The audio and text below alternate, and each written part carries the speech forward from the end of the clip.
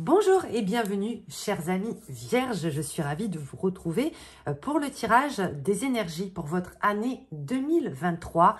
Je vous souhaite une très belle année 2023 avec plein de bonnes choses, que vos rêves se réalisent, vos aspirations, vos désirs, prospérité, santé, amour, tout ce que vous voulez. Ce tirage s'adresse à vous si votre signe solaire est vierge, si vous êtes ascendant vierge, lune en vierge, Mercure en vierge, voilà, comme vous voulez. Et comme je le dis pour tous les autres signes, n'hésitez pas aussi à aller piocher sur votre ascendant, votre signe lunaire, pour avoir plus de précision. Comment on va procéder pour ce tirage, les amis vierges? Eh bien, je vais vous tirer dans un premier temps 2 cartes du Soul Shadow Tarot. Une carte qui va représenter votre ombre pour cette année 2023 et une carte qui va représenter la lumière. Ok, le côté obscur et le côté lumineux. Ensuite, nous irons faire le tirage des 12 maisons astrologiques. Vous allez voir que c'est assez complet et ça va un petit peu aller comme ça, voir tous les domaines. Et puis, nous ferons aussi un tirage pour les 12 mois de l'année 2023. Donc, c'est un tirage costaud. On est parti tout de suite, les vierges, avec l'ombre et la lumière. Allez, je mélange bien mon jeu. Je me concentre pour vous, les vierges. Et on va voir ça. L'ombre est tombée. 10 de denier. Et la lumière, ça va, c'est pas... Alors, votre ombre, c'est le 10 de denier. Le 10 de denier, c'est... Il y a la notion de sécurité. D'accord ? Alors, comme on parle d'ombre, ben justement, on va parler d'insécurité. Les ombres mises en lumière pour vous cette année 2023, ça va être un travail, des réflexions profondes sur vos insécurités et plus spécifiquement, parce qu'on est dans les deniers, des insécurités matérielles. Ça va nous parler des frustrations. Attention, je ne suis pas en train de dire que vous allez avoir des difficultés matérielles ou que vous allez être frustré. Non, ça va être des questionnements, ça va être des ombres, ça va être des choses qui peuvent faire référence à votre passé, à des traumas, à des moments douloureux. Pourquoi est-ce que vous gardez en vous ce sentiment d'insécurité, peut-être cette peur de perdre, cette peur de manquer? Le 10 de denier, quand on l'a en aspect ombre, ça peut vouloir dire aussi qu'on ne se fait pas suffisamment confiance, qu'on a ce fameux, vous savez, syndrome de l'imposteur. Donc, toutes ces choses-là, vous allez voir. Voilà, j'ai une dame qui parle dans le couloir qui m'agace. Vous l'entendez? Elle m'agace. Laisse-moi tirer les cartes, Janine, voyons. Voilà. Donc, je reviens à nos moutons, excusez-moi. Syndrome de l'imposteur, tout ça, que vous risquez de pas mal bosser cette année. Mais attendez, parce que l'ombre ne marche jamais sans lumière. Quelle est votre lumière de l'année? Ça va être votre bonus cette année, votre protection, la chose vraiment qui va être mise en avant. Vous allez y arriver. On a vraiment, vous savez, en plus, quand j'étais en train de parler de ce 10 de denier, j'avais cette image du 4 de denier qui venait. On n'apprend pas à une vierge à faire la grimace, hein, les amis. Ce 4 de denier veut vous dire que vous êtes quelqu'un de rigoureux, de stable, d'organiser, quand vous le voulez, hein, bien évidemment.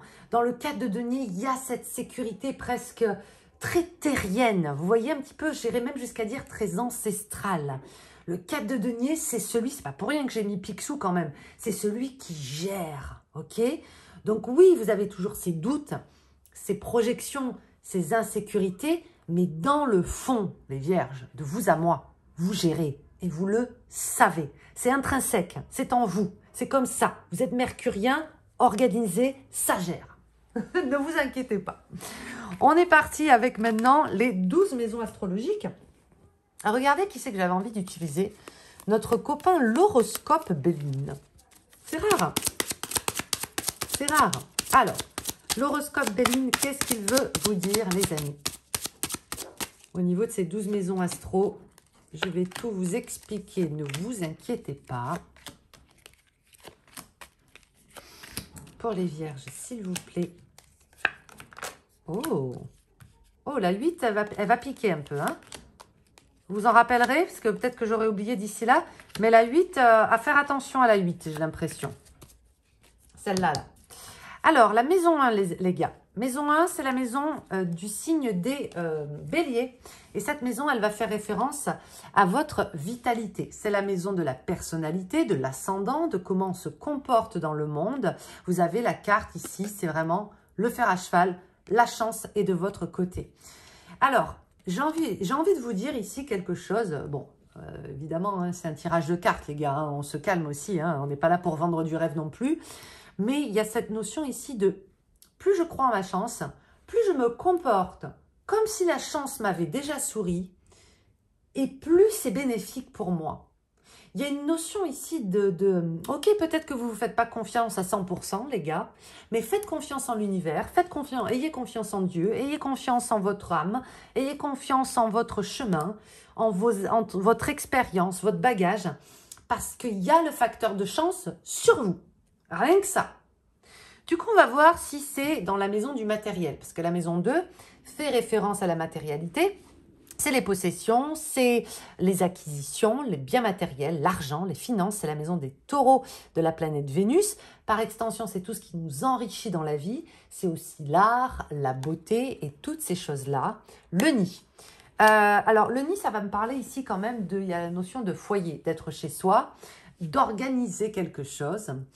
Certains trouvent leur nid douillet. Sur un plan matériel, peut-être que vous trouvez une maison. Alors, les amis, j'en suis presque à la fin maintenant, aux 2/3, on va dire, des tirages pour les signes. La notion de trouver un endroit qui nous correspond, elle revient pratiquement pour tous les signes. J'ai la sensation qu'en 2023, on aura à cœur, en priorité, son chez-soi. Vous voyez ce que je veux dire ? Même si vous habitez en coloc, même si vous habitez, que sais-je, votre espace, votre petit nid douillet va être privilégié parce qu'on a peut-être envie, avant de se sentir bien dehors, de se sentir bien chez soi. Alors oui, attention, hein, l'épanouissement chez soi, là je parle de votre lieu de vie, mais ça peut aussi parler de votre corps. Hein, chez soi, c'est ça d'abord, c'est le corps. Donc oui, très bon augure pour trouver son chez-soi, se sentir mieux aussi dans ses finances, parce que le nid, ça nous permet de réorganiser son quotidien avec plus de qualité de vie. Donc il y a de tout ça pour vous. Dans la maison 3, maison de Mercure et des Gémeaux. Ça, c'est la maison de vos copains les Gémeaux avec qui vous partagez Mercure. Maison des déplacements, des apprentissages, des échanges avec les proches, les frères, les sœurs ou les gens que vous considérez en tant que tels. Qu'est-ce qui se passe pour vous dans cette maison? La girouette, il y a un changement de programme. Il y a un changement de programme. Il y a des gens qui vont, des vierges ici, qui vont se réinventer.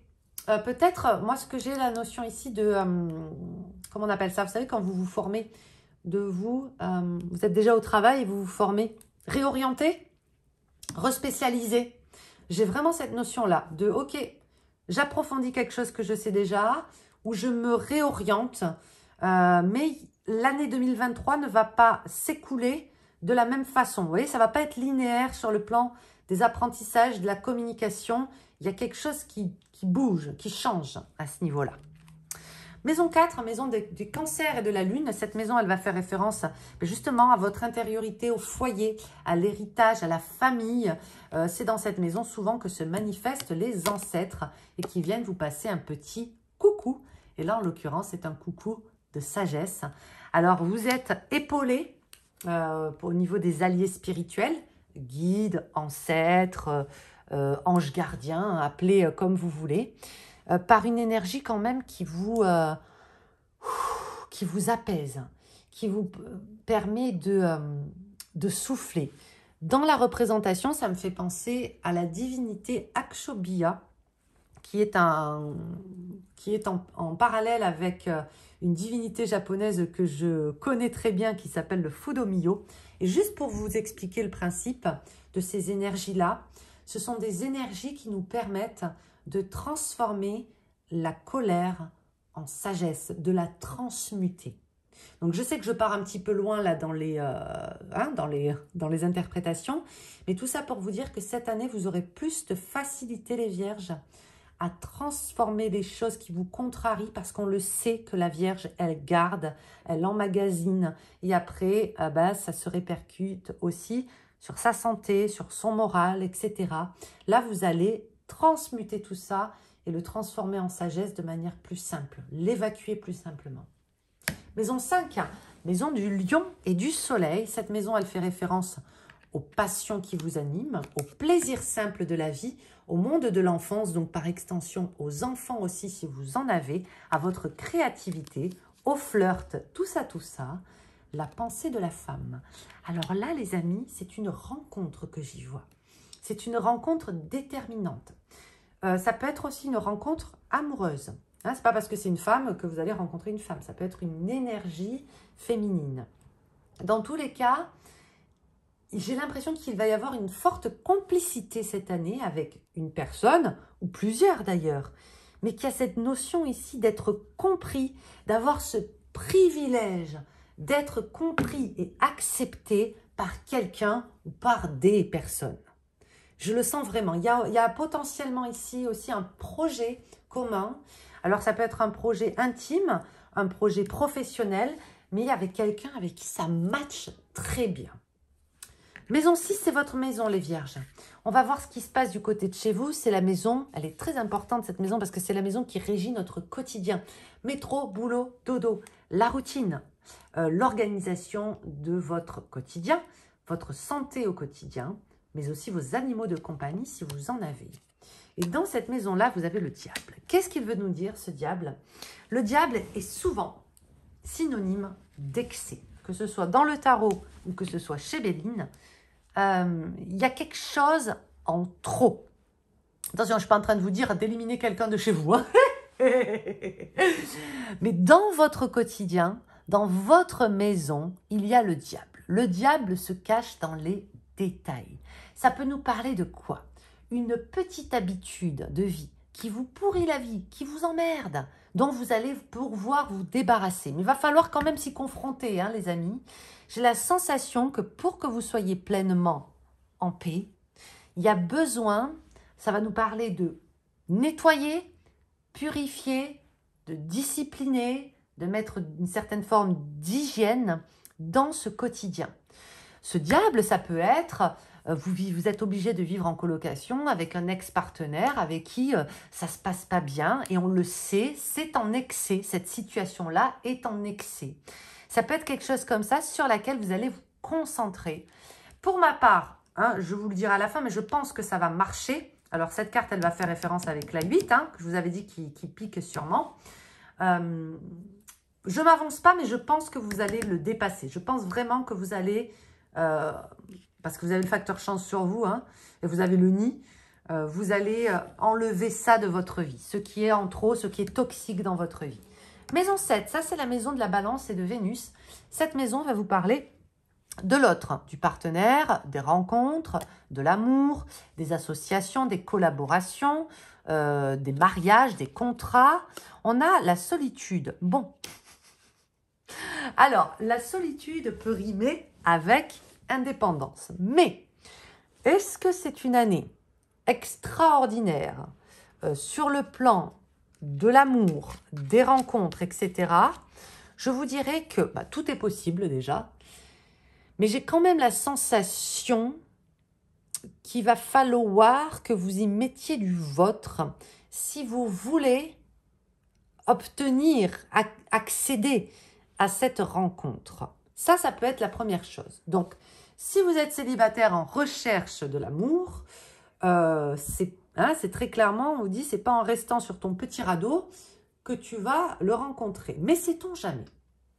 Deuxièmement, ça peut vouloir vous dire aussi, puisque vous avez quand même ce nid dans la maison 2, ainsi que ce diable et ce hasard, ça peut vouloir vous dire que vous allez, certes, avoir peut-être envie d'avoir un complice, de travailler en binôme avec quelqu'un, mais que vous vous en sortez quand même très bien tout seul. C'est en ce sens que je vous disais, c'est quand même une super carte d'indépendance, la solitude. Ça peut vouloir nous parler aussi de célibat épanoui, ou bien si vous êtes en relation avec quelqu'un, que chacun a l'espace et respecte l'espace de l'autre. Donc, indépendance, certes, mais aussi peut-être solitude ou difficulté de rencontrer si on n'y met pas un petit peu du sien. Ok? Maison 8, cette maison elle est importante, je ne sais pas pourquoi, je le ressens depuis le début, mais c'est la maison des cancers, n'importe quoi, la maison du Scorpion, maison de Mars et de Pluton. Cette maison, c'est ce qui va vous chambouler, mais de la bonne façon. Vous transformer en profondeur. Les crises existentielles de la vie, c'est une maison de deuil symbolique, bien évidemment. Et c'est une maison aussi liée à l'énergie sexuelle. Bingo. Pourquoi je sentais que ça piquait? Les obstacles. Ok. Donc, effectivement, bon, vous voyez, il faut s'écouter son intuition des fois, les gars, c'est important. Obstacles et diables, il y a quelque chose qui pêche dans votre quotidien. Attention, ce que je vous dis, ne commencez pas à vous emballer, à vous dire « Oh là là, c'est la catastrophe, je dois tout changer. » Non, les gars, non. Ça peut être un détail à la con. Si vous êtes fumeur, vous ralentissez la clope. Ça peut être juste quelque chose comme ça. Hein. Ça peut être, vous vivez dans un environnement où il y a de l'humidité, eh ben, ça vous bousille la tronche. Ça peut être un élément perturbateur, quelqu'un qui vous vampirise dans votre cercle très proche, intime. Eh ben, vous réajustez tout ça. Hein? Mais j'ai la sensation que tant que vous n'aurez pas surmonté quelque part ces petits obstacles, rappelez-vous, le diable se cache dans les détails, c'est des petits détails à la con. Ça peut être une organisation de votre quotidien, un itinéraire que vous faites le matin, un moyen de locomotion, c'est un petit détail. Un moyen de locomotion, c'est quand même pas un petit détail. Eh bien, j'ai la sensation que vous ne pouvez pas passer à cette girouette, à cette chance. Donc, allez, on s'occupe de tout ça et on va le voir après dans le tirage mois par mois. Et on va le voir aussi dans le travail. Maison 9, maison des Sagittaires, maison de Jupiter. Cette maison, elle va faire référence à vos croyances, les conceptions élevées, la religion, le lointain, les transmissions lointaines. Vous voyez, c'est vraiment la maison des philosophes. Wow. Alors là, vous êtes bénis des dieux, les gars.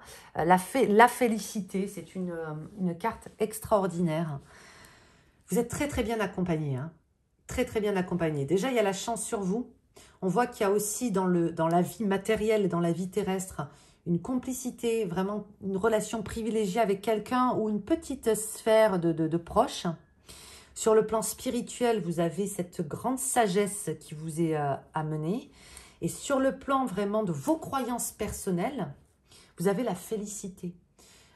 Cette carte, elle vous emmène dans des dimensions qu'on ne connaît pas, nous. C'est la grâce, c'est la foi, c'est, vous savez, le fait je sais pas, de pleurer de joie parce que vous observez quelque chose que vous trouvez magnifique et que vous n'avez pas de mots pour l'exprimer.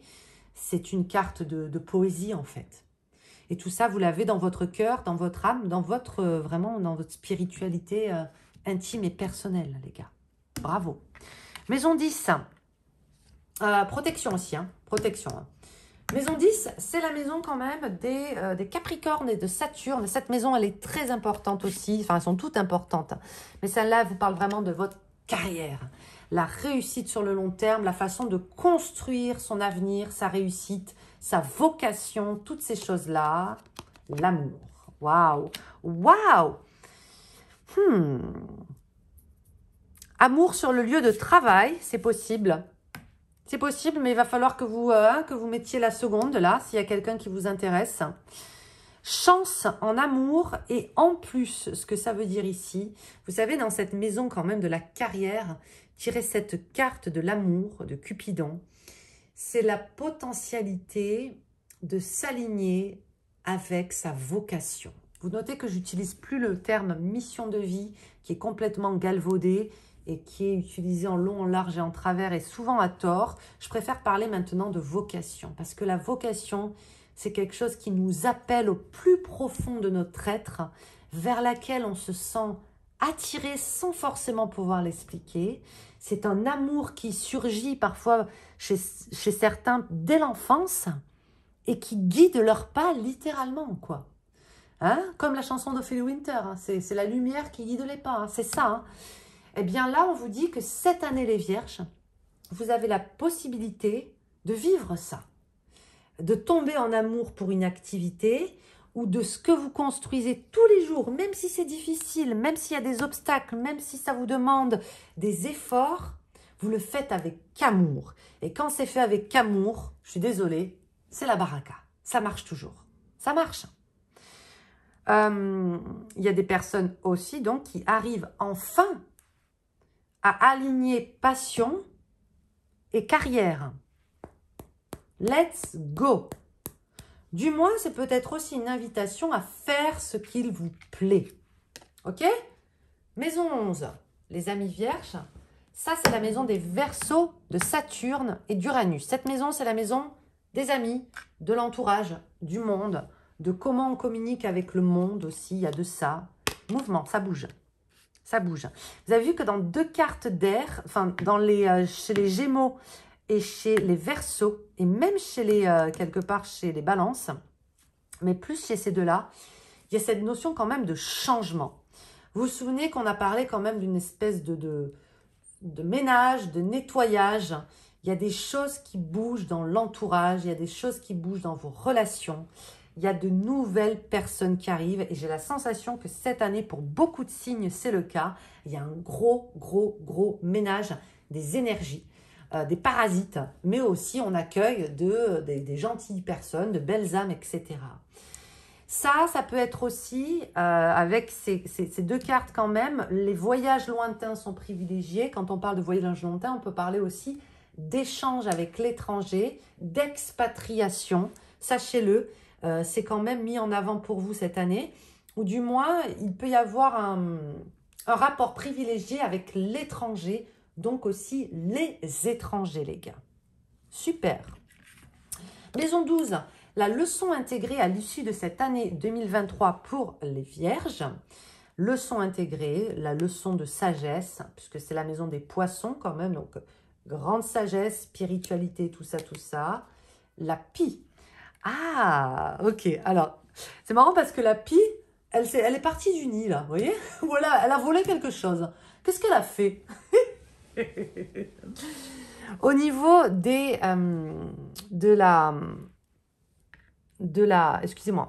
la leçon intégrée, je vais y arriver. La pie, elle est extrêmement joueuse, elle est extrêmement espiègle, elle est un petit peu sournoise. J'adore l'appeler la sournoiserie. Elle a mauvaise réputation et pourtant elle est extrêmement intelligente. Moi, j'adore les pies, personnellement, hein, vous en foutez sûrement. Ce que j'ai l'impression que ça veut vous dire aussi, cette carte, c'est de ne pas oublier de vous amuser. De ne pas oublier de prendre certaines choses, voire même certains obstacles, certains travers, avec autodérision. Dès lors que vous arrivez à rire de quelque chose, c'est vous qui avez gagné. À l'instar de cette pie qui s'en va avec le porte-monnaie et qui rigole bien. C'est vous qui avez gagné. Si vous arrivez à en rire, c'est que ça ne vous fait pas de mal. C'est que même c'est une façon vraiment de thérapie, hein, de guérir. Hein. On rigole, ok? Je sais que c'est plus facile à dire qu'à faire, les gars, je sais. On va faire maintenant les 12 mois de l'année avec Lucie et on va travailler en trimestre. Janvier, février, mars, etc., etc. Pour les Vierges, qu'avons-nous, Lucie, s'il te plaît? Pour les Vierges, chère amie Lucie. Allez. Janvier, février, mars, avril, mai, juin, juillet, août, septembre, octobre, novembre, décembre. C'est parti les Vierges. Janvier, février, mars. Tromperie. Autorité. C'est là que vous faites le ménage. Hein. C'est là que vous faites le ménage, les gars. C'est cet hiver 2022-2023 jusqu'au mois de mars. Et puis regardez. Hein. Là c'est comprendre ce qui est en trop dans sa vie. Vous vous rappelez ce diable que je vous disais, il y a quelque chose qui est en trop, il y a un excès, il y a un truc. J'ai l'impression que vous faites en mode, voilà, résolution de cette nouvelle année. En janvier, je mets de l'ordre et je le fais d'une manière assez autoritaire. Je mets de l'ordre dans ma vie avec moi, avec les autres, avec le monde, avec tout. Donc, attention, cette carte, il ne faut pas la voir comme on vous trompe. Hein, c'est pas vraiment ça. C'est quand on met le pied dans quelque chose qui nous emprisonne et ça aussi notre capacité parfois à soi-même se tromper. C'est vraiment l'énergie du diable. Le diable dans le tarot, c'est tous les pièges dans lesquels on tombe qui sont tendus par notre mental. Souvent, c'est ça aussi. Donc, janvier, vous vous occupez de ça. Vous le faites, vous continuez en février. Février, c'est vraiment une prise de pouvoir. Ici, c'est une récupération de votre souveraineté. Dans cette carte de l'autorité, il y a « je décide quoi faire de ma vie ». Je ne vous parle pas de tyrannie. Je vous parle vraiment de reprendre le contrôle de quelque chose qui vous avait échappé. Et regardez ce que ça entraîne tout de suite, ensuite en mars, aux prémices du printemps, boum, un enracinement, une tranquillité, une stabilité, un retour au calme. Cette carte, elle est extrêmement solide et elle fait référence à cette carte-là. Vous gérez. Vous vous souvenez quand je vous l'ai dit? Ça, c'est vous. Ça, c'est vous les vierges. Printemps 2023. Avril, mai, juin. Avril, mai. Regardez, ça change du tout au tout. Regardez-moi ça. Boum, là on est sur quelque chose de assez carré, tac, tac, tac. Et au printemps, on est complètement deux salles, deux ambiances. On a ce mois de avril dans la séduction, dans la légèreté, très très bon augure pour les rencontres, pour pécho, pour confirmer, pour peaufiner. Je vous fais pas de dessin. Au mois de mai, on est sur un mois de bénédiction qui s'enchaîne ensuite au mois de juin avec cette chance que vous avez tirée 2 fois. Ce qui me fait dire donc que le mois de juin pourrait être le mois le plus bénéfique en termes de chance et d'opportunités pour vous les vierges. Bien que le mois de mai aussi vous offre de belles surprises. Waouh! Attendez, peut-être que ça se corse en été. Je ne vous le souhaite pas. Été 2023, juillet, août, septembre. Bah non, ça s'améliore même. Juillet, août, bah oui, carrément. Et septembre. Ok. Alors, vous avez vu cet excès, il est sorti. Il est sorti. Mais attendez, c'est pas la même chose. C'est pas la même chose. Je pense que vous allez trop en faire au printemps-été et qu'en septembre, vous allez être un petit peu en mode surmenage et j'ai besoin de me calmer. Moi, je le ressens comme ça.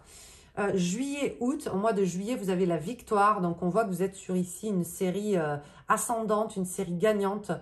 Avril, mai, juin, juillet. On part du cadeau, la chance, la victoire. Très, très bon augure ici pour décrocher quelque chose. Décrocher un emploi, décrocher la baraka, décrocher... avoir une revanche personnelle aussi sur soi, combativité, mise en avant, le jeu, toutes ces choses-là.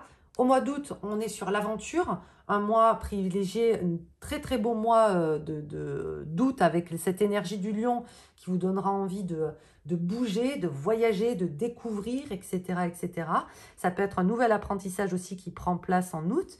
Et on voit qu'à la rentrée de septembre, il y a une espèce quand même de fatigue, de surménage. Donc, surveillez-vous quand même. Pour septembre, on redescend, on n'en fait pas trop, on apprend à se poser, etc. On va voir comment ça évolue pour l'automne 2023. Octobre, novembre, décembre, automne-hiver. Octobre, vous n'allez pas arrêter. Non. Novembre, décembre, non. Alors, vous n'allez pas arrêter, les gars, parce que vous avez une carte d'excès aussi. Ça, c'est la carte un peu du 10 de cœur dans son aspect passionné. Non, non, là, vous êtes en train de me dire, Yéna, écoute, je fais ce que je veux. Tant mieux, j'ai beaucoup de travail, j'ai beaucoup de choses à faire, j'ai beaucoup de choses à penser, à apprendre. Donc oui, je vais essayer de ne pas me surmener, mais il n'empêche qu'en octobre, on enchaîne sur un mois à 10 000 à l'heure, le mois d'octobre, les copains. Cette carte de la passion, elle vient un petit peu, vous vous souvenez quand je vous ai dit, vous avez ce Cupidon, vous avez la possibilité vraiment de vous éclater en termes de vocation, de mission, d'alignement, etc. Pour moi, ça commence au printemps 2023 et jusqu'en octobre, le mois d'octobre sera très chargé. Du coup, on voit qu'ensuite, en novembre, vous faites un choix. Alors, un choix, on n'a pas tous et toutes la même vie. Un choix de quoi? Un choix professionnel, un choix personnel, un choix familial, un choix amoureux. Dans tous les cas, ces réflexions que vous aurez pendant la saison sombre novembre 2023, pendant cette période où, où on prépare cette saison sombre, l'arrivée de l'hiver, etc., bah vous serez vraiment en introspection et ce choix portera sur une libération à la fin de l'année 2023 qui est de très bon augure, cette libération de décembre pour l'année d'après. Donc l'année 2024 qui risque d'être aussi super. Vous êtes sur une très belle lignée les copains vierges. Vraiment, je le ressens. Oui, il y aura des prises de tête. Oui, on le voit qu'il y aura quand même un petit peu de la combativité là, qui va être au programme. Mais dans l'ensemble, quelle belle avancée sur le plan personnel. Vous allez vous surprendre à être beaucoup plus aussi, je l'ai dit à d'autres signes ça, mais il y a cette notion de mobilité qui ressort, de bouger, d'être plus mouvant. Vous voyez? Flexible, voilà, c'est le terme que je cherchais. On va terminer les copains vierges avec une question que Sophie a envie de vous poser. Et cette question est la suivante. Vous pouvez y répondre dans les commentaires ou dans votre tête ou dans votre cœur. Ouh, elle m'en a tourné une. Confie-moi un moment merveilleux que tu as vécu dans ta vie. Ok. Confie-moi un moment merveilleux que tu as vécu dans ta vie. J'espère que ce tirage vous a plu, les amis vierges. Si c'est le cas, n'hésitez pas à liker, à vous abonner à la chaîne aussi. Ça m'encourage et ça me fait énormément plaisir. Je vous dis donc à très vite pour une prochaine vidéo. Et d'ici là, bien entendu, je vous souhaite tout le bonheur du monde. Et bonne année encore. Des bisous. Ciao, ciao.